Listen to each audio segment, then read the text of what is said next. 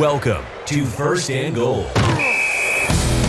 where everything is made up and the points don't matter. Get ready for the latest and hottest topics in the SML. Let's get started. Here's your host, Mad Bomber. Welcome to this week's episode of First and Goal. This week we've got Prime Time 000 as usual. And there it is. We've got Coop again making his repeat performance. He won last week. He wants to show up again. We've got Colt in the middle of an Uber drive. And then we've got Lawyer from his wife's office. How's it going, guys? Pretty good. A little chest hair today. I hope Colt 45 gets the cops called on him and he gets arrested and live First and Goal. That'd be great. So Colt we'll have 45 and 2 zigzags. That's all we need. we'll have an episode of First and Goal followed by live PD when Colt gets pulled Yes. over. All right, so topic one. This is kind of all the there was a little bit of talk in chat about guys purposely waiting on advances, trying to play at the last minute and slowing down the league. What do you guys think about that? And we'll start with you, Prime. Yeah, so that's a good topic. So the advanced rules were made to give people time to play their games. Now, I might not like it, but if somebody has life come up and they have to play at the end of each advance every time, I won't have a problem with it because, hey, if they let us know and they communicate, no problem. But if you're available sooner and then you're scheduling your games to delay the pace, that I find that a little weird. I think that's weird. I'm not sure what the motive would be behind it. I've seen a few guys say or joke or say they do it. I find that strange, and I'm not sure quite why they would do that. So there is a difference in playing your games late because you have stuff going on. Typically, I work full-time job, all that. I know other guys do. You have busy guys, but usually within a 2 or 3 day window, they can still find a way to play their games. But some guys apparently are working for the FBI or something, and they really have no time, I guess. I don't know. Oh, I can tell you work for the FBI. They have plenty of time. Coop, what are your thoughts on this? Yeah, I don't know how many guys are intentionally trying to do this. We've got people that work third shift, overnights. People have kids, all different schedules, East Coast, West Coast. I don't know that people are intentionally doing it. I think sometimes maybe it's just a joke that's thrown out there. And we have like a schedule posted like even at the top of the group me chat, and that is one rule that is guidelines. I'll shout out to QB here. Yeah, I mean sometimes we'll have like Monday, Wednesday, Friday, Sunday advance. We move pretty quick, so unless like I can see maybe somebody doing it if it was closer to like playoffs or something and they were leaving town or had something going on, they might try to push it like a day, but I don't really think it's a big problem where people are doing it on purpose. All right. Colt, what do you think? Well, I wouldn't send them a Christmas card. But while I'm not a big fan of it and it's aggravating, slows us all down, it's within the rules as long as they're doing it within 48 hours or before the next advance, finishing up before the advance. They're not breaking any rules. I can see where if you've got a trip planned or something, you would use it strategically. But even that, it's still not against the rules. So it is what it is, I guess. All right, Lawyer, what do you think? So your question was if people are doing it intentionally. So if you're doing it intentionally, then that makes you an asshole. And if you're like, oh, well, I'm classy in chat, well, then guess what, buddy? That makes you a class hole. Either way, schedule your games and let's get these advances in. We only have so many seasons before the next cycle begins. Schedule your damn games. Yeah, I kind of agree. I think if you're doing it intentionally, you're kind of slowing down the activity of the league, right? And that's something that we get evaluated on is your league activity. So if you're intentionally slowing the activity of the league, that's probably not something we want to keep doing. It's the equivalent of like faking an injury in football, where it's against the rules. I mean, it's in the rules because you can't quite prove it. You can't quite prove that somebody's actually faking an injury, but it's just, I don't know. It's just kind of stupid. Just stupid. Either you're an asshole or a class hole. Schedule your damn games. All right. Topic 2. All right. So we've been, we're, I don't know, maybe 2/3 of the way through the cycle, and we keep saying, oh, when's Noel going to come around? When's Graham's going to come around? When's Future going to come around? And some of these guys have come around, and so the question is, who are you ready to write off as no longer just underperforming, but they're just bad, and that's just the way it is? Coop, we'll start with you. Oh, goody. I get to make someone mad first. I'm gonna say a few guys.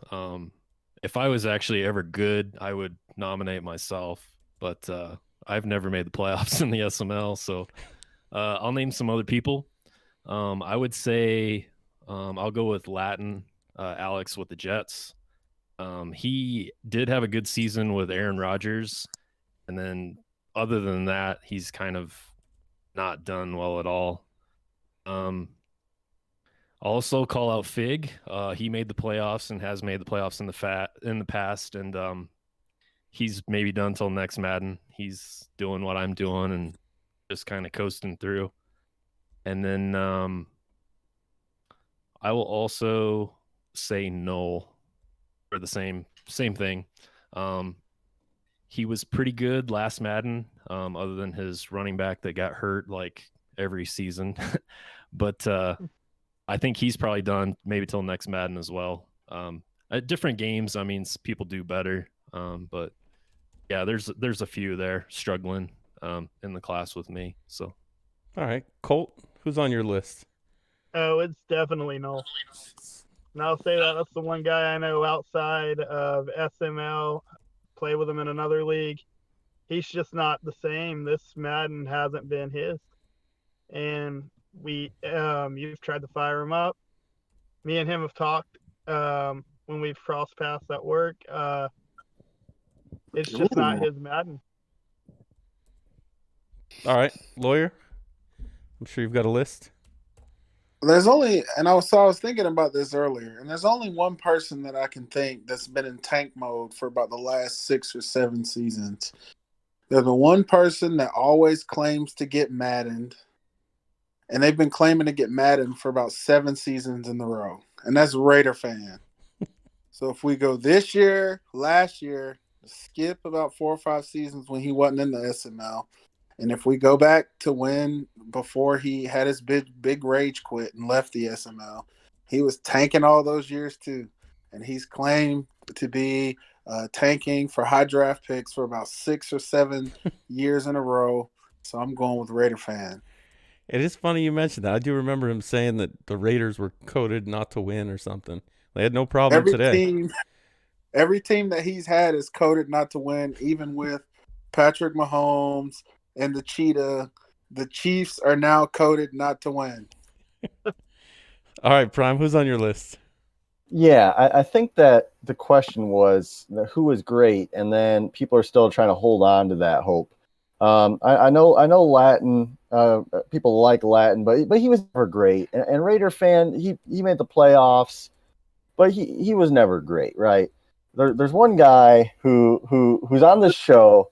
I know where he's going with this. He was once a SML legend, the SML OG, and now he struggles to make the playoffs. People will pump him up. They will pump this guy up like with an air pump. He's lawyer killer. He got his Falcons back after not having the Falcons, and he still hasn't won big games. And he was the clutchest man in the SML. I am challenging lawyer killer to return to form because I want to see it happen. And I think it can, but right now, maybe he is a pretender. I don't know. Well, just hold your horses, buddy, because we upset Grams last week. Let's go. Huge upset in the SML. We're going to upset the Redskins this week. Mm-hmm. And we'll see about the playoffs, buddy. I think I'm making it. I'm winning the NFC South this year. Well, all right. Speaking of bad divisions, the topic number 3 is going to be what's the worst division in the SML. And Lawyer, since you kind of walked us right into this one, I'll go ahead and start with you. Well, it's definitely not the NFC South because I feel like anybody in our division can beat anyone in any other division. Colt's on here. Colt has routinely been in the bottom of the NFC South, and I feel like Colt's one of the toughest players that I've ever played in the SML. Worst division in the SML for me is the NFC North. They're the only division in the SML that's got one guy that you can bank, okay, he's going to make the playoffs every year. The other three guys in that division struggle to make 500 every season. All right, Prime, what's your pick for worst division? Yeah, I was looking at the NFC North, but since Lawyer Killer said it, I'm gonna make an adjustment here on the show, and I'm gonna call it the AFC North. NYT, he's got Lamar Jackson, he's got Hollywood Brown struggles to make 9 and 7. Woods, we see him in chat. He thinks his team sucks, and that team's probably a top 5 SML team, and he still struggles to make 8 and 8, 9 and 7. KJ, he's finding his way back. He took an off, but let's be real. KJ loses a lot of games. Two-step loses a lot of games. I would say that because Faz is so high up, he's a top 5 player, top 6 player in the league, and the NFC or AFC North is so average that just bumps him up just enough to say, hey, nobody in the AFC North has a shot at winning the Super Bowl. At least the NFC North has Faz who will make it there. Okay, cool. Worst division. Yeah, I'm gonna say the AFC North as well. We've got I mean, none of those guys in that division are the worst in the league. But you've got NYT and Woods that are constantly fighting to try to see who gets 8 and 8 in the tiebreaker to make it into the playoffs to win the division.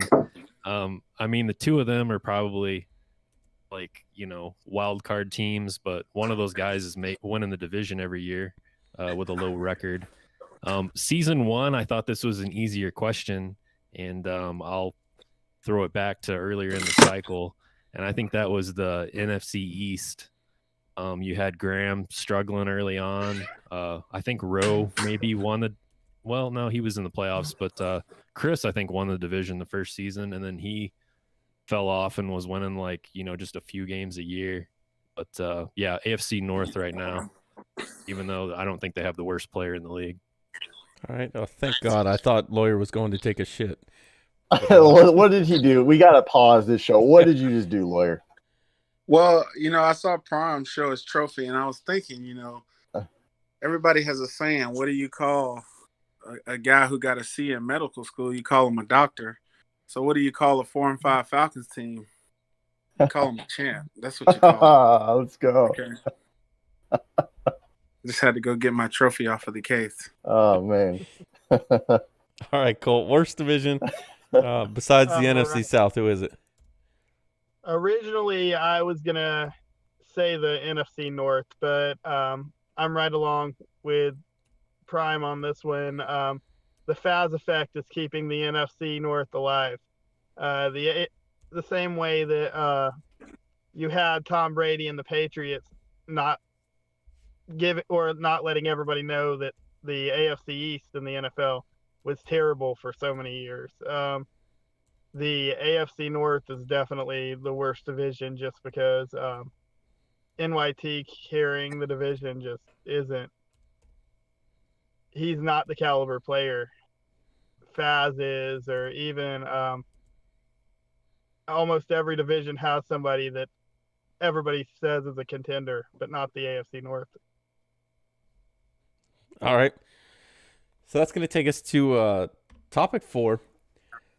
Topic 4.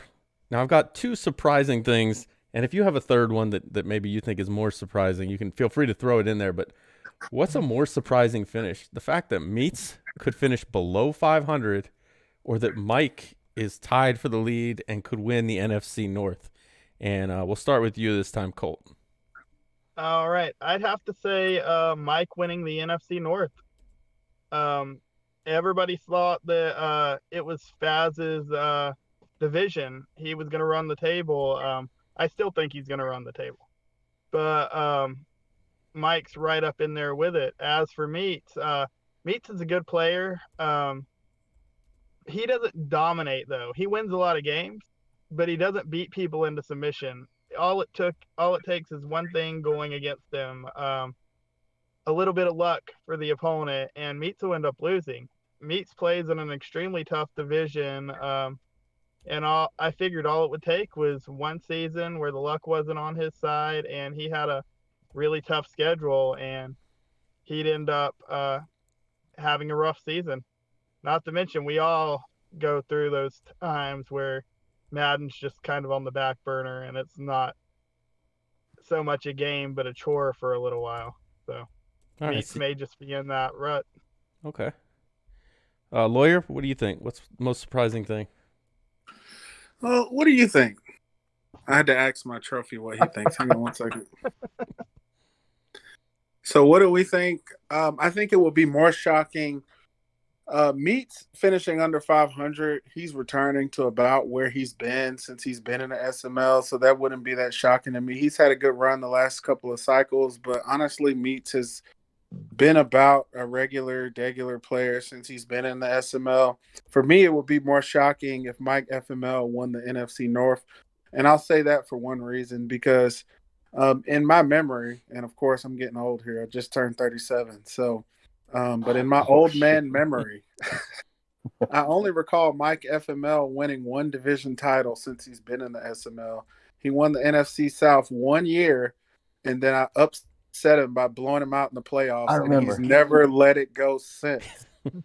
So, more shocking to me, Mike FML winning the NFC North for sure. All right, Prime. Yeah, I think that Meats. Okay, let me say it this way.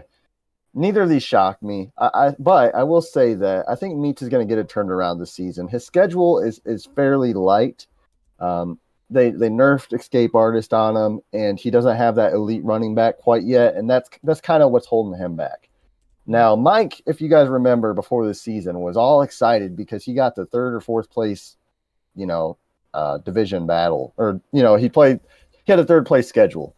So if you look at Mike's wins, he had one quality win over Faz, and these are the rest of his wins this year.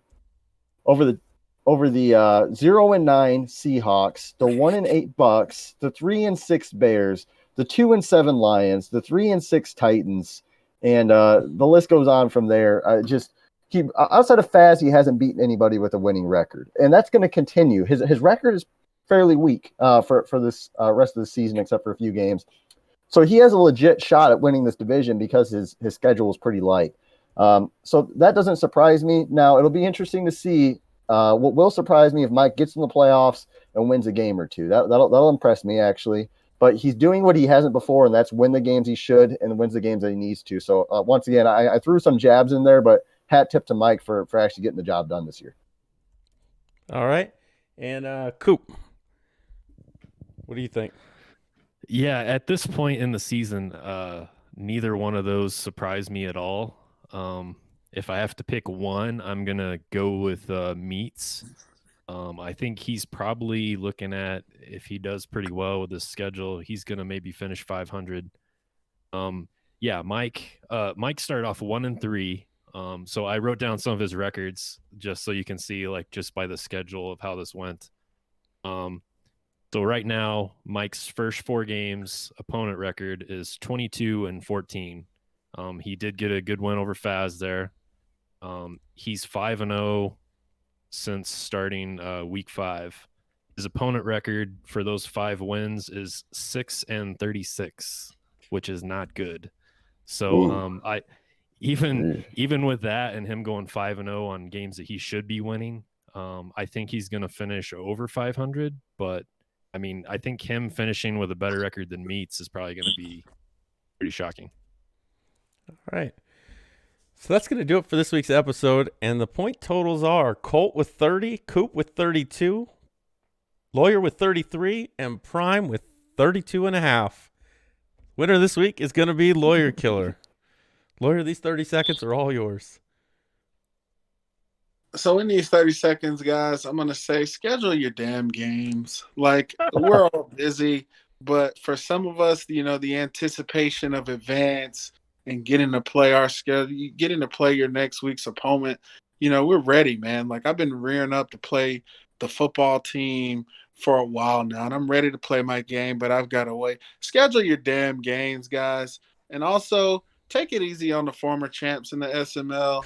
It's tough when you got to play games with jury on. For those of y'all who don't have championship rings, you don't know how hard it is to play a game with a championship ring on your finger. Mm-hmm. All right. Talking about scheduling, a man after my own heart. Well, that's going to do it for this week's episode. Appreciate you guys being on.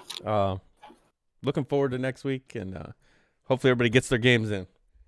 But unless you guys got anything, that's going to do it for this week's episode. That's all I got. All right. Oh, Till next week, it's First and Goal. Thanks for listening to First and Goal. Be sure to check out Mad Bomber TV on Twitch and YouTube for the latest from the SML. And we'll see you next time on First and Goal.